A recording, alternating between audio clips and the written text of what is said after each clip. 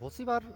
ऐसा देखा गया है कि जब भी कोई व्यक्ति किसी भी इंटरैक्शन या किसी भी कम्युनिकेशन में इन्वॉल्व होता है किसी भी व्यक्ति के साथ में, तो उसकी सबसे बड़ी दुविधा ये रहती है कि यार सामने वाला मेरे को सही तरीके से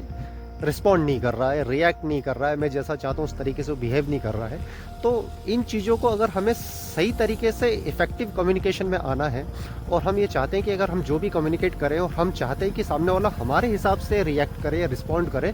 तो इसको एक साइकोलॉजिकल लैंग्वेज में ये कहा गया है फुलफिलिंग प्रोफिफेसी, इसका नाम दिया गया कि सेल्फ फुलफिलिंग प्रोफिफेसी क्या होती है। सेल्फ फुलफिलिंग प्रोफिफेसी ये होती है जिसको बोलते हैं Pygmalion effect. What is Pygmalion effect? Pygmalion effect क्या होता है कि हर चीज आप ही से ओरिजिनेट होती है और आप ही पे जाके कंप्लीट होगी। तो whatever image you want to create in others mind, that should be started from your action. तो अब जैसे क्या होता है कि आप कोई भी एक्शन किसी दूसरे व्यक्ति के प्रति करते हैं, अगर आपने वो एक्शन में अपनी भावनाओं में कुछ काइंडनेस डाली, कुछ फीलिंग्स ऐसी डाली कि जब आप उसका बेनिफिट करना चाह रहे हैं या आप उसके बारे में कंसर्न हैं और you are taking care of this particular communication with other person, तो ये चीज़ ये डिसाइड करेगी कि उसका रिएक्शन आपके प्रति कैसा हो। तो मेरा ये कहने का मतलब है कि जो एक्शन आप दूसरों के प्रति करते हैं, अगर उसमें काइंडनेस हो, लव हो, कंपैशन हो, तो वो एक इमेज क्रिएट करता है। सामने वाले जिससे भी आप कम्युनिकेट कर रहे हो उसके मन में एक इमेज क्रिएट करता है कि जिस तरीके से आप एक्शन करते हो उसके प्रति,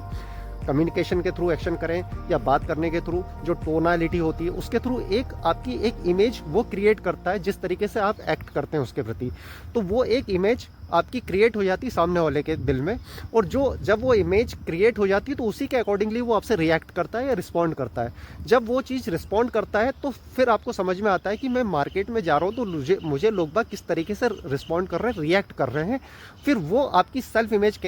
बनाती है, मतलब आपका बिलीफ सिस्टम बनाती है कि सामने वाला मेरे बारे में क्या सोच रहा है। तो फिर जब यही एक्शन हम रिपीटेड रीइंफोर्स करेंगे तो हमारी लैंग्वेज में, हमारे कम्युनिकेशन में अगर कंसर्न होगा, इंटेंशन क्लियर होंगे जो बेनिफिशियल हो दूसरे के लिए, और कंसर्न और कंपैशन और लव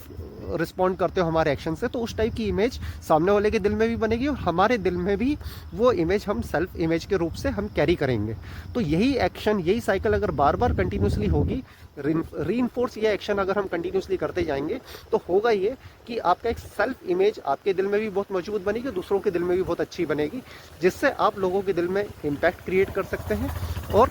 आप इन्फ्लुएंस कर सकते हैं लोगों को आपके कम्युनिकेशन से और आपके एक्शन से। तो everything is originating from your action only. The way you think before your communication, the power of your intention, आपके इंटेंशन क्या है किसी व्यक्ति के से बात करते समय, क्या चाहते हैं, वो ज़्यादा पहले पहुंचता है आपके कम्युनिकेशन से। तो आपकी सेल्फ इमेज और दूसरे आपके बारे में क्या सोचे हैं, ये भी आप ही के ऊपर डिपेंड करता है कि आप किस तरीके से, किस इंटेंशन के साथ आप अपने कम्युनिकेशन को आगे लेके जा रहे हैं।